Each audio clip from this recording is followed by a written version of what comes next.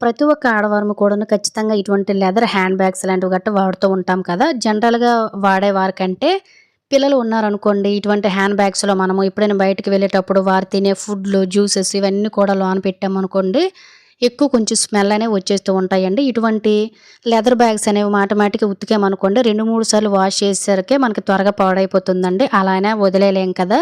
Bad smell రాకుండా ఇటువంటి మురికి, చెమ్మ లేకుండా ఉండాలంటే సింపుల్‌గా వీడియోలో చూపిస్తున్న విధంగా లోన వైపు అన్నిటిని తీసేసుకొని కొంచెం మన ఫేస్‌కి రాసుకొని పౌడర్ వేసుకొని జస్ట్ ఇలా ఒక చేత్తోటి నీట్‌గా క్లీన్ చేసుకొని 2, 3 సార్లు కిందన కొట్టేసుకోండి. అలాగే బయట వైపు కూడా మనకి లెదరు షైనింగ్ మురికనేవి పట్టేసి మనకేంటంటే బ్యాగ్ మురుగ్గా కనిపిస్తుంది. జిప్పులు కూడా పట్టేస్తూ ఉంటాయి కదా!